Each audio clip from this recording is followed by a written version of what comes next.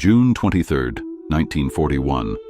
The sun hangs low over the dusty plains near Brody, Ukraine, where the air thickens with the acrid stench of diesel exhaust and cordite.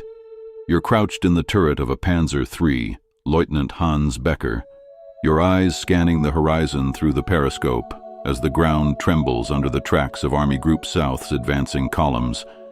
The roar of Maybach engines drowns out the distant thunder of artillery, and sweat beads on your forehead under the steel helmet, mixing with the grit kicked up by the endless march eastward. Operation Barbarossa is in its second day, and the Wehrmacht's panzers slice through Soviet border defenses like a hot knife through butter, or so it seems.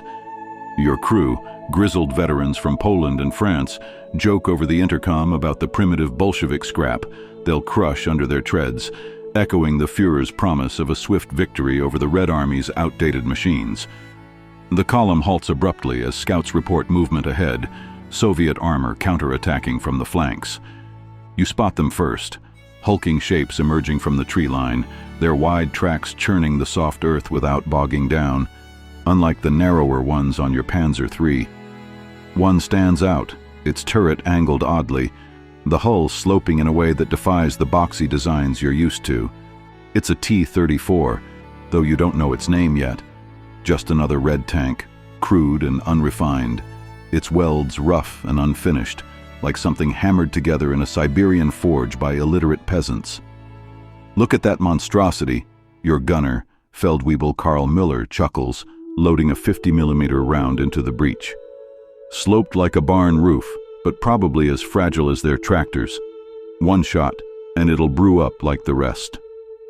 The order crackles over the radio from Oberst Friedrich von Mellenthin, commanding the 11th Panzer Division, engage and destroy. Your tank lurches forward, the 300-horsepower engine straining as you close to 500 meters. Müller aims at the lead T-34, its 76mm gun barrel swinging toward you with deceptive slowness. The shot rings out, a solid hit on the frontal glacis plate, but instead of the satisfying bloom of flame, the round ricochets skyward in a shower of sparks, leaving only a superficial gouge on the sloped armor. "What the hell?" Müller mutters, reloading frantically as the T-34 returns fire. The shell screams past, exploding behind you and shredding a half-track full of infantrymen from the 15th Panzer Grenadier Regiment. Chaos erupts. More T-34s pour from concealed positions, their Christie suspension allowing them to bound over ditches and uneven terrain that would stall your lighter panzers. You watch in disbelief as a Panzer IV from your platoon, commanded by Hauptmann Erich Löwe, unleashes its 75mm short-barreled gun at point-blank range, 300 meters. The hit strikes true, but again, the armor holds, the slope deflecting the energy harmlessly. The T-34's response is merciless, its 76mm F-34 gun booms punching clean through Löwe's turret, igniting the ammunition in a catastrophic fireball. Screams cut through the radio before static takes over. The battlefield transforms into a maelstrom. Soviet infantrymen from the 10th Tank Division swarm alongside the T-34s, their PPSH-41 submachine guns chattering as they exploit the confusion. Your driver, Gefreiter Otto Schultz, reverses desperately, the tracks spinning in the mud as another T-34 bears down. Its mobility is uncanny, faster than expected for its 26-ton weight, powered by a V2 diesel engine that belches black smoke but refuses to falter. You fire again, this time aiming for the tracks, but the wide, interlocking links shrug off the damage. The air fills with the metallic tang of burning oil and the cries of wounded men as anti-tank guns from the 76th Artillery Regiment, 37mm PaK-36s, derisively called door knockers by your troops, pepper the T-34s to no avail. Shells bounce like pebbles off a wall, the sloped armor turning lethal penetrations into glancing blows. In the command tent kilometers back, General der Panzertruppe Ewald von Kleist-Porus over maps, his staff dismissing early reports of these new Bolshevik tanks as exaggerated panic from green units. "Their designs are simplistic, barbaric," von Kleist scoffs to his adjutant, Major Joachim Piper. echoing intelligence briefs that painted the Red Army's armor as obsolete relics from the 1930s. The T-34's exterior does look crude. Rough castings, no frills, no ergonomic refinements like the periscopes and cupolas on German tanks. But as the day wears on, the ridicule fades. Radio traffic buzzes with urgent pleas for 18mm flak guns, the only weapons proving effective at cracking these beasts from afar. By dusk, the plains near Brody are littered with the husks of over a dozen Panzers, their crews bailing out under withering fire. You, Lieutenant Becker, managed to withdraw your damaged tank, the hull scarred but intact, your mind reeling from the encounter. What was supposed to be a rout has turned into a desperate scramble, the T-34's simplicity revealing itself not as weakness, but as ruthless efficiency. Its gun outranges yours, its armor defies logic, and its mobility turns the vast Eastern Front into a playground for ambush. Whispers spread through the ranks. This isn't just another tank, it's a harbinger. As night falls, the distant rumble of more Soviet engines echoes, promising that the mockery of yesterday will become the nightmare of tomorrow. June 25, 1941. The sweltering heat of the Ukrainian steppe clings to your uniform like a shroud as you, Lieutenant Hans Becker, huddle in a makeshift repair depot near Dubno, the clang of hammers on metal punctuating the groans of wounded soldiers from the 11th Panzer Division. Your Panzer III sits jacked up on logs, mechanics swarming over the scarred hull where a T-34's shell grazed the turret ring, shearing off the commander's cupola. Grease-smeared hands pass tools under floodlights powered by a sputtering generator, the air heavy with the smell of welding torches and unburied corpses from yesterday's clash. Feldwebel Karl Müller, your gunner, nurses a bandaged arm, his face etched with disbelief as he recounts the encounter to a cluster of crews from the 13th Panzer Regiment. That thing looked like a farmer's contraption, welds like chicken wire, no radio worth a damn, optics straight from a museum, he spits, eliciting nervous laughter. How do Ivans build something that ugly and have it eat our best shots for breakfast? Word spreads like wildfire through the bivouac. Oberleutnant Fritz Bayerlein, a staff officer attached to General von Kleist's Panzer Group 1, scribbles frantic notes in his field journal detailing the T-34's peculiarities. The 45mm thick sloped frontal armor, equivalent to 90mm vertical and deflection power. The wide tracks distributing its weight over soft ground, preventing the bogging that plagues German designs in the raspy mud. Captured Soviet crewmen, ragged and defiant from the 8th Mechanized Corps, are interrogated under guard by Abwehr agents. One, a young sergeant named Ivan Petrov, smirks through split lips as he describes the tank's origins, designed by Mikhail Koshkin and Kharkov, rushed into production despite Stalin's purges claiming half the engineers. Simple? Da, comrade. Simple means it works in snow, mud, hellfire. Your fancy machines break if you sneeze on them. Back at the front, the ridicule persists even as losses mount. In a command briefing tent, Colonel Hermann Balk, commanding the 3rd Panzer Regiment, pores over reconnaissance photos with his subordinates, mocking the T-34's diesel engine, a Kharkov V2 aluminum beast churning 500 horsepower without the fire risk of gasoline. Crude reliability for crude people, Balk snorts, but his eyes betray unease as reports tally 20 Panzers lost to just 5 T-34s in a skirmish near Radikiv. The Soviet 4th Mechanized Corps, under General Andrei Vlasov, unleashes waves of these tanks in counter-thrusts, their 76.2 mm guns lobbing high-explosive shells that turn infantry support into minced meat. You overhear radio intercepts. A Panzer II from Aufklärungsabteilung 59 spots a platoon of T-34s crossing a river ford, their snorkel-like exhausts allowing deep wading that German tanks can't match without engineering bridges. The mockery reaches Berlin's halls via urgent teletypes. At the Wolf's Lair in East Prussia, Adolf Hitler slams a fist on the map table during a strategy session with General Heinz Guderian, the architect of Blitzkrieg. Guderian, fresh from inspections, recounts frontline tales. Mein Führer, Our troops call it the Russian monster. Ugly, yes, but it bounces our 50mm like rain on tin. The crews are poorly trained, often abandoning them at first hit, but the machine itself... Hitler waves off the concern initially, his voice booming over the hum of ventilation fans. Nonsense. Inferior Slavic engineering. Our Panzer IVs will prevail. Yet, privately, he orders Fritz Todt, the Minister of Armaments, to dispatch inspection teams. Engineers like Dr. Ferdinand Porsche arrive at captured hulks, prodding the armor with calipers. Astonished at the interleaved road wheels that shrug off mud and ice, the gun's L-11 variant later upgraded to F-34, capable of penetrating 70mm at 1,000 meters. On the ground, the turning point bites hard. July 1st, near Lutsk, your regrouped division launches a pincer attack, but T-34s from the 34th Tank Division ambush from fog-shrouded forests.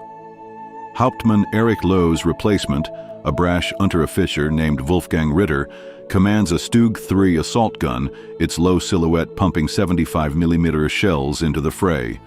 One scores a mobility kill on a T-34, track shattered, but the crew bails out fighting, Mosin Nagant rifles barking as they cover the retreat. The air reeks of burning rubber and cordite, the ground pocked with craters where 88mm Flak 36 guns, dragged forward desperately, finally punch through at range, their high-velocity rounds tearing open engine decks. Crews cheer the kills, but the cost, ammunition shortages loom, fuel convoys harassed by partisans. As weeks grind on, the initial laughter sours. Guderian wires OKH, Oberkommando des Heeres. The T-34's superiority in armor and armament demands immediate response. Our divisions are hemorrhaging. Mechanics strip parts from knocked-out T-34s, marveling at the simplicity, no complex hydraulics, just robust mechanics that peasants can repair with hammers. Soviet production ramps unseen, factories in Stalingrad and Chelyabinsk, Tankograd, churn out hundreds monthly, untouched by Luftwaffe bombs for now. You, Becker, pen a letter home, the words smudged with oil. We mocked it, Mother, but it mocks us back. God help us if they learn to use it properly. The Eastern Front stretches like a bleeding wound, the T-34's shadow lengthening. High command debates, upgun the Panzer IV, rush the VK-30.01 prototypes? The graveyard begins to fill, not just with metal, but with the Wehrmacht's illusions. July 6, 1941. Dust devils whirl across the scorched fields outside Minsk, Belarus, where the acrid bite of gunpowder mingles with the metallic scent of overheated engines. You're back in the fray, Lieutenant Hans Becker, your repaired Panzer III rumbling forward with the 2nd Panzer Group under General Guderian, the tracks grinding over the remnants of shattered BT-7s and KV-1s from earlier routes. But the T-34s lurk like predators in the tall grass and forested ravines, their camouflage netting blending with the summer foliage as Soviet spotters from the 5th Army relay positions via field telephones buried in the earth. The heat inside your tank is stifling, the air thick with the sweat of your crew. Feldwebel Müller at the gun, Gefreiter Schultz wrestling the steering levers, and loader Private Heinz Vogel slamming rounds into the breach with calloused hands. The ambush strikes at dawn. A platoon of T-34s from the 7th Tank Division erupts from a sunken road, their 76mm guns traversing with mechanical precision. You spot the lead tank, its hull down in a defilade position, the sloped turret barely visible above the lip of the depression. "Target, 800 meters, fire!" you bark, and Müller unleashes a 50mm armor-piercing round. It strikes the mantlet, sparking harmlessly as the slope angles the impact away. The T-34 retaliates instantly, the shell whistling overhead before detonating a supply truck in a bloom of fire and shrapnel. Chaos reigns as more T-34s maneuver, their wide tracks allowing hairpin turns on the soft soil, outflanking your column. A Panzer IV from the 18th Panzer Division, upgunned with the new KWK-40 long-barreled 75mm, scores a hit on a T-34's side armor at 400 meters.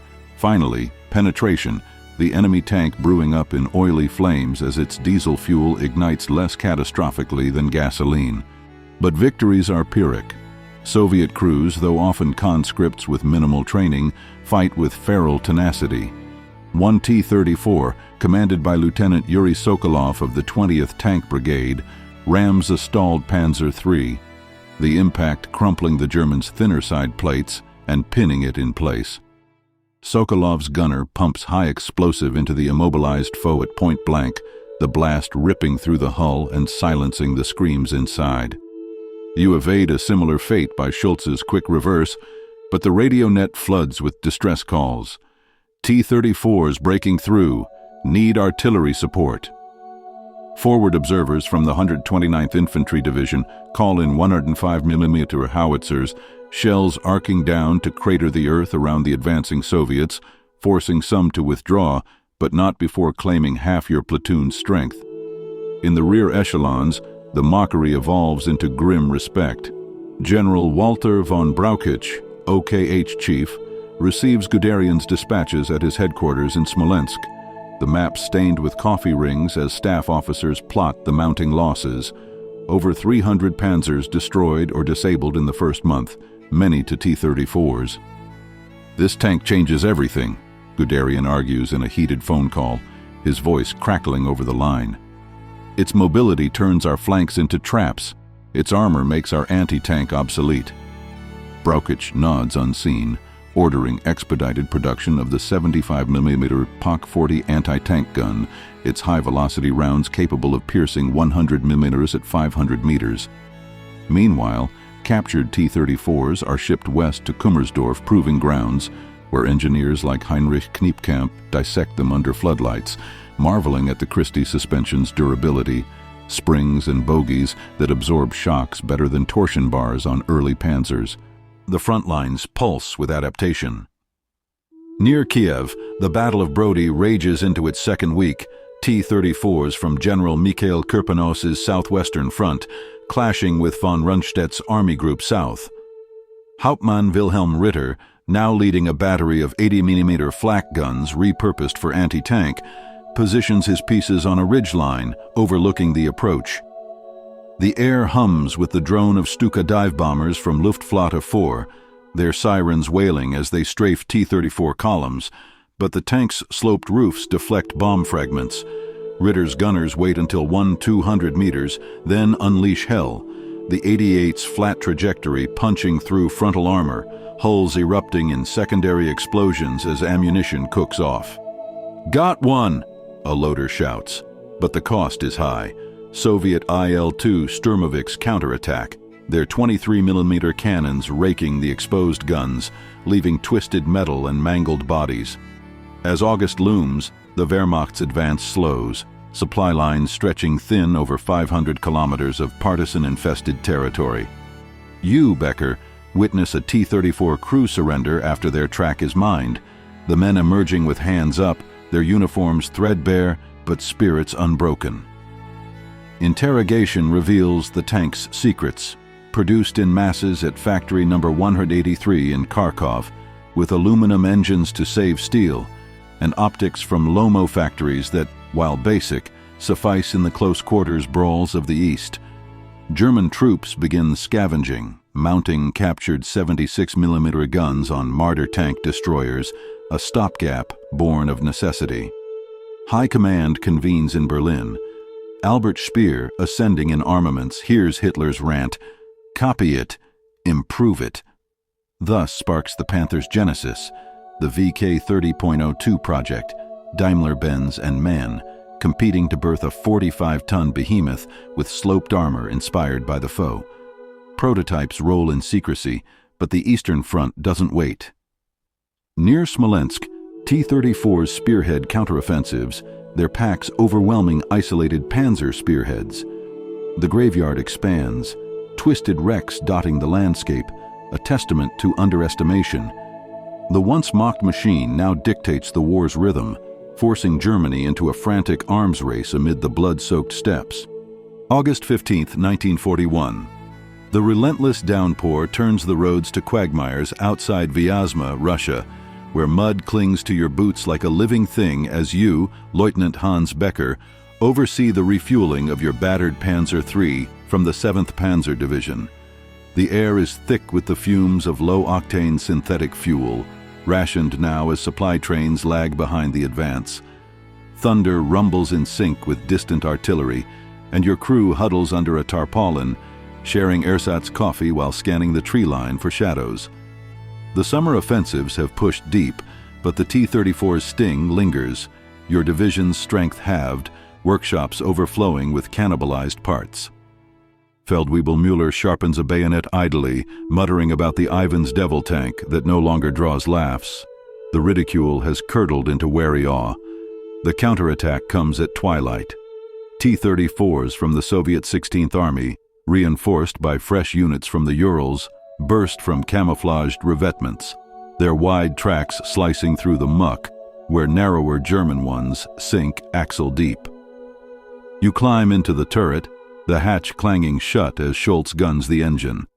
The lead T-34, its hull splattered with branches for concealment, charges at 40 km/h, the V2 diesel roaring like a beast unchained. Its 76mm gun traverses, firing on the move, a feat your stabilizers can't match without halting. The shell impacts a nearby Panzer IV, the upgraded long-barrel 75mm turret spinning wildly as internal fires erupt. "Flank them!" you shout over the intercom, but the T-34s pivot with eerie agility, their sloped sides presenting angled defenses that turn hits into ricochets.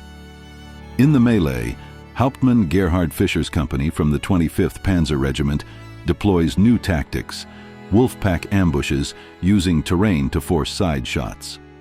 Fischer's own Panzer IIIJ, with thicker 50mm frontal armor, nails a T-34 in the turret ring at 200 meters, the round jamming the traverse mechanism. The Soviet crew abandons ship, but not before grenadiers from the Grossdeutschland division close in with Molotov cocktails, flames licking the engine deck. Yet for every kill, 2 more T-34s emerge, production surging to 1,200 units monthly as factories relocate east beyond bomber range. Soviet commanders like General Georgy Zhukov study the beast's potential, drilling crews in combined arms, tanks screening infantry, artillery softening targets. As autumn chills set in, the front congeals near Moscow. October 2, 1941, Operation Typhoon launches amid freezing rain, your column pushing through Gzhatsk under Luftwaffe cover. But Zhukov's reserves, including T-34 equipped brigades from the 5th Guards Tank Army precursors, wait in ambush. The snow begins, blanketing the landscape in white, where the T-34's wide tracks and diesel reliability shine. German Maybachs seize in the cold, gasoline freezing, while the V2 starts with compressed air, indifferent to 40 degrees C. You witness a T-34 platoon from Colonel Mikhail Katukov's 4th Tank Brigade decimate a probe, hull down on a ridge, their guns outranging the short 75mm on most Panzer IVs. Shells arc down, punching through roofs, crews vaporized in ammo detonations. Panic ripples up the chain. At the Führer headquarters in Rastenburg, Hitler pores over reports with General Feldmarschall Fedor von Bock, commander of Army Group Center. "The T-34 is turning our panzers into scrapyards," von Bock admits, his breath fogging the window as aides display captured samples. Hitler, pacing, demands acceleration. "Panther, now!" The competition heats. Mann's design wins over Daimler-Benz's T-34 copy, incorporating sloped armor, a high-velocity 75mm KWK-42 gun, and interleaved wheels for better flotation. Engineers at Henschel and Porsche toil in Essen factories, blueprints evolving under secrecy, inspired by the enemy's genius. The VK-4501P. Tiger prototype diverges, but Panther aims to match the T-34's balance. 45 tons, 700 horsepower Maybach, Schachterlaufwerk suspension mimicking the Christie's robustness. On the line, adaptations frenzy. November 27th, near Istra, your unit integrates captured T-34s.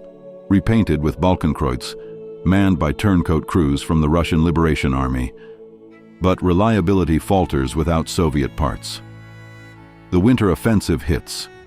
December 5th, Zhukov unleashes the Moscow counterattack, T-34s leading Siberian divisions in blizzards.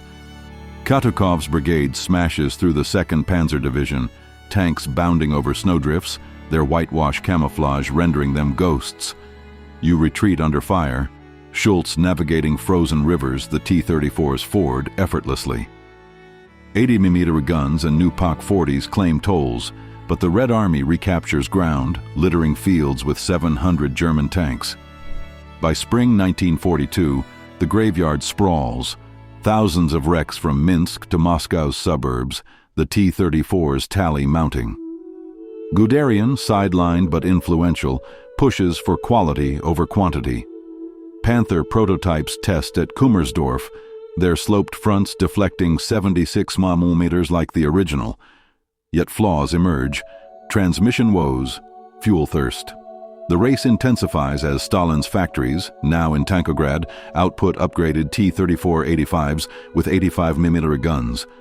The once derided simplicity has forged an icon, burying German arrogance in frozen earth, birthing a desperate Teutonic response. April 8, 1943.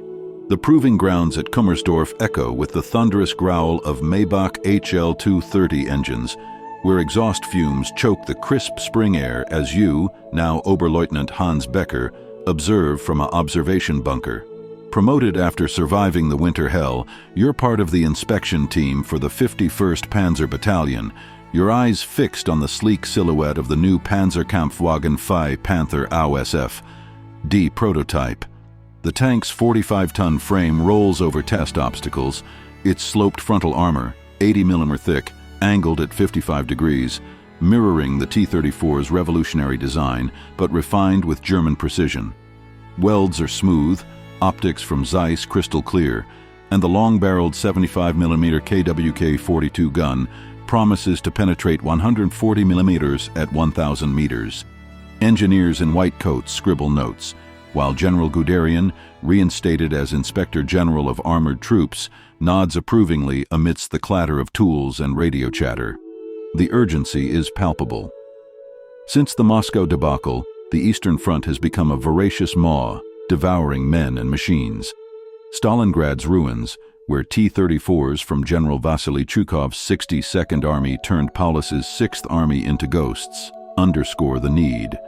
Captured T-34s, redesignated as Panzer 747 Juar, fill gaps in Wehrmacht units, their simplicity now envied as Panther production lags. Mechanical teething issues plague the interleaved Schachtelaufwerk wheels, prone to mud clogging and breakdowns. In Berlin, Albert Speer ramps factories in Essen and Nuremberg, but output trickles. Only 200 Panthers ready by summer, against thousands of T-34s pouring from Ural plants. The battlefield calls. July 5, 1943, Operation Citadel unleashes at Kursk, the largest tank battle in history. You're in the southern pincer, with the 10th SS Panzer Corps under Hauser, your Panther company attached to the Leibstandarte SS Adolf Hitler Division. The sun beats down on the Prokhorovka salient, wheat fields swaying like a golden sea, hiding minefields and pack fronts, dense anti-tank nests. The air shimmers with heat haze, the scent of ripening grain mixing with cordite as Stukas scream overhead. Your Panther lurches forward, the 700 horsepower engine propelling it at 55 km/h, tracks biting into the earth better than predecessors, but still vulnerable to the mud. Contact at 0900 hours. T-34s from the Soviet 5th Guards Tank Army, under General Pavel Rotmistrov, charge from hull-down positions, their upgraded 85mm ZIS S-53 guns, in later models, barking defiance. The first exchange, your gunner, now Oberfeldwebel Karl Müller, sights a T-34 at 1,500 meters. The KWK-42 booms, the high-velocity round slicing through the Soviets' turret like butter, detonating the ammo rack in a spectacular fireball. Cheers erupt over the intercom, revenge for 41. But the Soviets swarm, 100 strong. closing to knife fight ranges where slopes equalize. A T-34 rams your flank, the impact jarring bones as sparks fly from scraping armor. Müller traverses, firing point-blank into the side, hull crumpling. Chaos engulfs the field. Panthers prowl like cats, their guns outranging foes, but numbers tell: over 800 Soviet tanks versus 200 German heavies. Mechanical failures strike, transmissions overheat, final drives shear under stress. One Panther, commanded by SS Hauptsturmführer Heinrich von Brandt, brews up from a side hit, the interleaved wheels trapping mud that ignites from friction.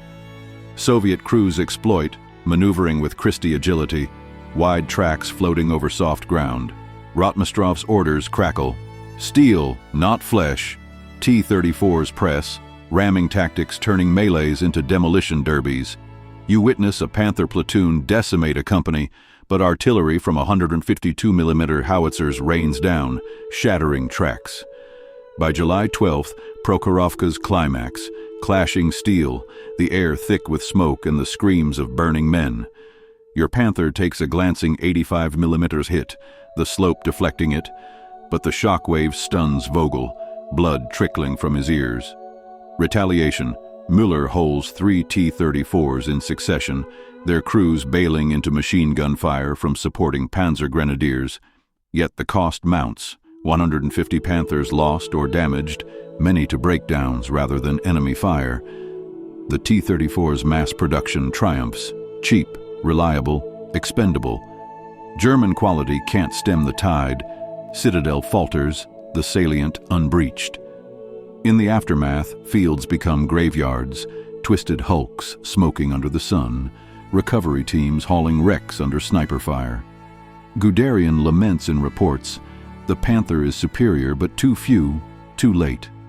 Upgrades follow, AUSF, A with better turrets, but the T-34 evolves too, the 85 variant matching firepower. The Eastern Front's balance shifts irrevocably, the once mocked Soviet machine birthing Germany's finest, yet unable to save the Reich from the inexorable Red Advance. August 23, 1943. The smoldering aftermath of Kursk hangs heavy over the Oral salient, where the acrid smoke from burned-out tanks curls into the hazy sky like accusatory fingers. Your Oberleutnant Hans Becker, surveying the wreckage from atop your scarred Panther, the hull pocked with shrapnel scars from the recent maelstrom. The ground is a mosaic of churned earth and metal corpses, twisted T-34s intermingled with Panthers and Tigers, their interleaved wheels frozen in death grips on the mud. Recovery crews from the 656th Heavy Panzerjäger Regiment toil under the relentless sun, winches straining to haul salvageable hulks back to railheads, while burial details enter the fallen amid the buzz of flies and the distant rumble of retreating artillery.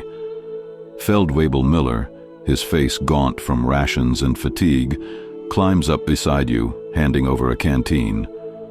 The Panther's a beauty when she works, Herr Oberleutnant, but those Ivans, they breed like rabbits. For every one we kill, 2 more roll off their lines. The retreat begins in earnest. Operation Kutuzov hammers Army Group Center, T-34s from the Bryansk front spearheading breakthroughs, their masses overwhelming quality. Soviet production peaks, over 15,000 T-34s in 1943 alone, variants like the T-34-85 mounting the fearsome 85mm D5T gun, outgunning early Panthers at range. Your battalion, reduced to a handful, integrates fixes, side skirts to deflect anti-tank rifles, Zimmerit paste against magnetic mines. But the teething persists. Transmissions fail under the Eastern Front's rigors, spare parts scarce as Speer's factories divert to bombers amid Allied raids. Near Kharkov, recaptured by the Reds, you ambush a T-34 column from the 1st Tank Army under General Mikhail Katukov.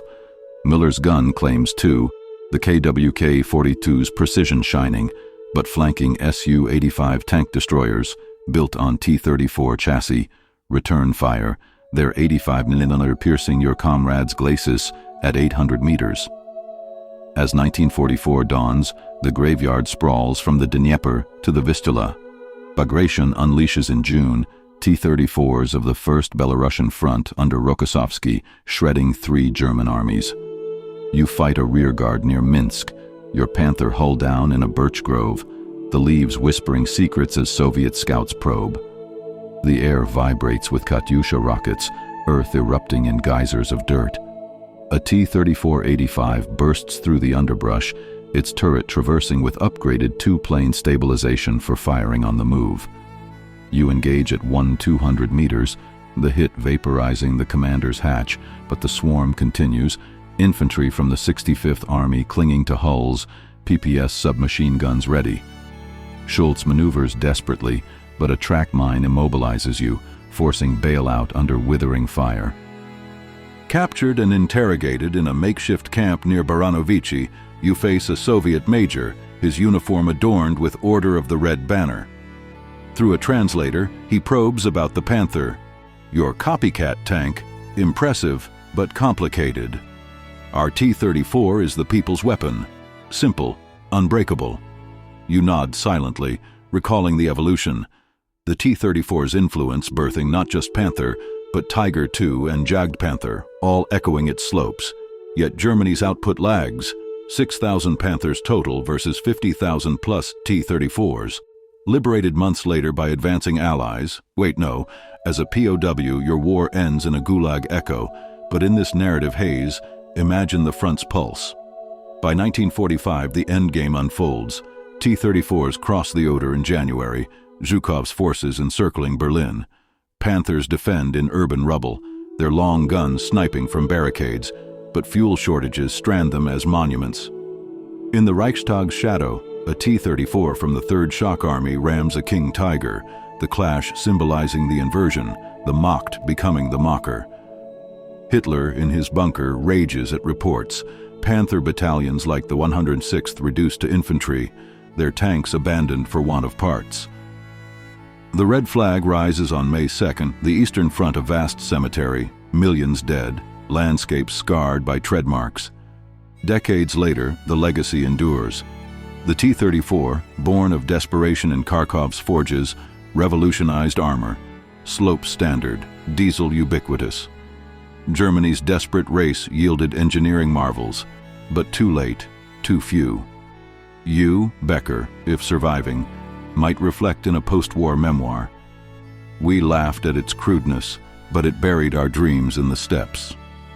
The Eastern Front's graveyard, etched in history, whispers of hubris undone by simplicity's blade.